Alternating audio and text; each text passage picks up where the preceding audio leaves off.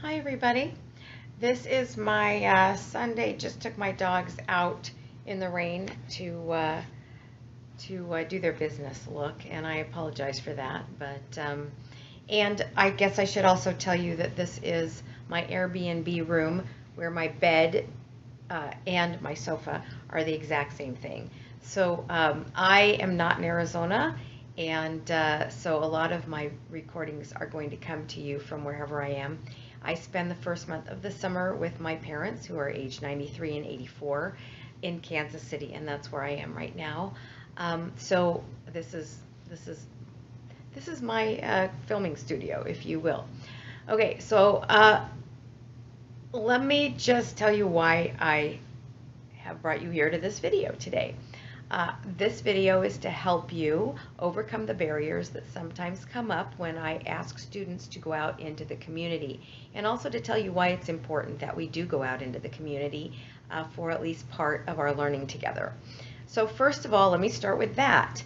Our program is an applied program, which means that we think that what we teach you in these classes is actually going to benefit you in your career, and you should be able to take what you learn and apply it pretty immediately out there.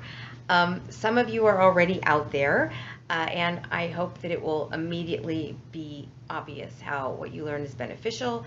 Some of you are not already out there. But either way, we send you out to talk to people who are in certain positions of having to use this information already. And we hope that by interacting with them and learning their perspective, that it will deepen or give you another dimension, if you will, of the subject matter, and make it more realistic and not just book learning and not even just discussion, but bring it up in the context in which it's important already.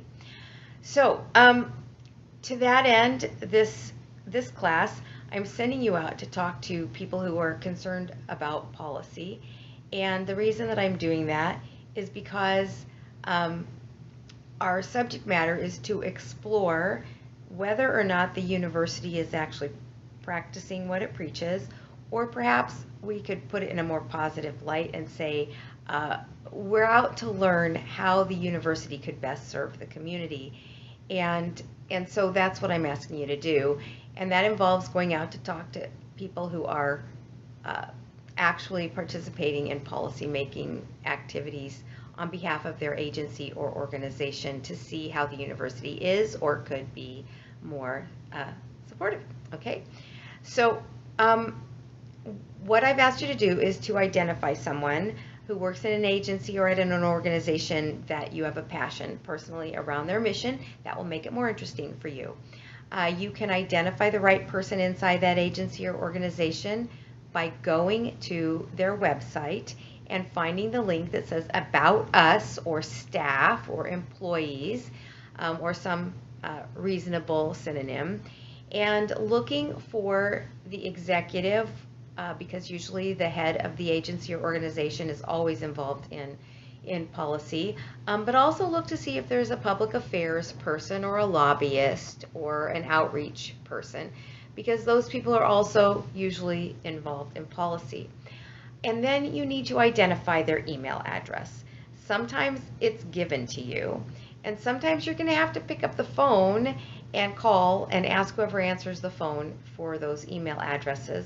They may want to know why you want to connect with them, and you can just explain that you're a student and a little bit about the project, and usually that's enough. They may also, by the way, give you the opportunity to be directly transferred to this person or put into their voicemail, and I suggest you take advantage of that. So be sure you are familiar enough with the project and why we are doing it, that if that opportunity comes up, you can actually move forward with it. Sorry, it's driving me a little crazy that this is crooked, and that's because it's sitting up on a pillow to make it tall enough, but I'm moving the camera around. Okay, so now you've ostensibly got the email addresses. Come back, write your email, explain who you are, what you've been asked to do, attach any documents that I have maybe given you to help explain to the person what this particular assignment is about. Sometimes I do, sometimes I don't. And then go ahead and send it off. But that is not the end of this. please remember a few things. One, all agency and organization heads are extraordinarily busy. They have too many things to do in the day.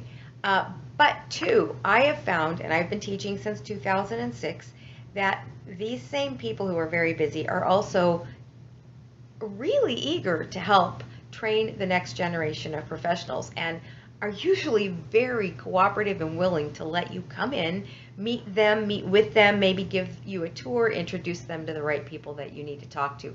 You'll be, I think, pleasantly surprised by how many people are willing to help.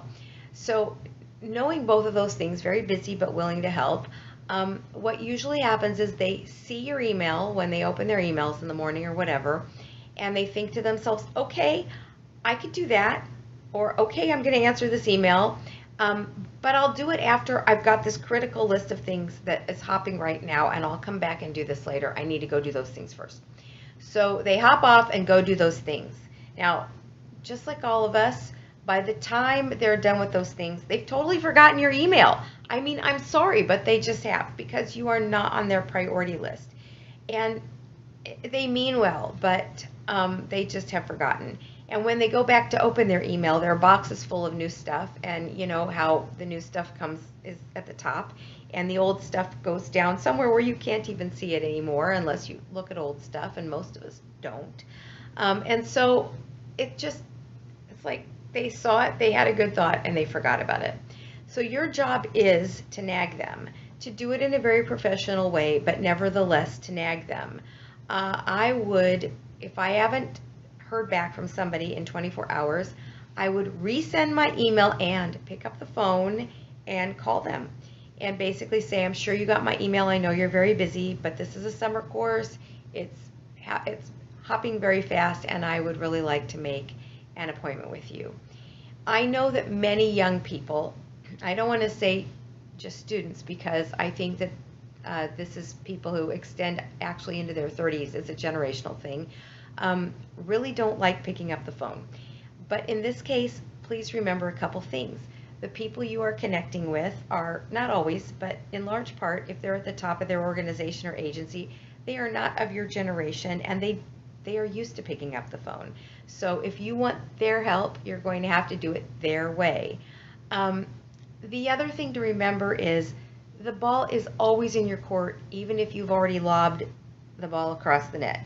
The ball is in your court because you are the one who needs to do this. You are the one with a deadline. You are the one whose grade depends on it. And none of that applies to them, no matter how willing they are to help you. So don't feel bad about going after them within, again and again, until you either ascertain that you're not going to get a response, which I'd give them 3 days and then I'd find somebody else, or they say no. And don't feel bad about a no either. Sometimes you get people right in the middle of a crazy time in the summer, which is where we are. Sometimes a lot of employees are gone for vacation, and other people are picking up each other's roles, and they're just too busy. So here's my advice. Send the email. The next day, send another email and pick up the phone. The third day, send another email and pick up the phone again. By the fourth morning, if you haven't heard, go on to another organization. Also, to up your chances, if there is both an executive and a public affairs or community outreach person, send them both the same email. Put both of their names on the same one. Don't send two separate. And the reason for that is if they see that they've both been tagged, they can decide between themselves who's going to handle it. And again, day 4, if you haven't heard anything, move on. If day 6, the first people finally get back to you and you've already connected with someone else, just tell them thank you, but it turns out that I've got someone already on who's already said yes to me. I didn't want to bug you, so I went on to the next person.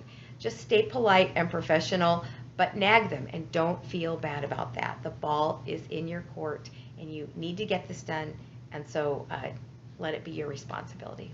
Thanks.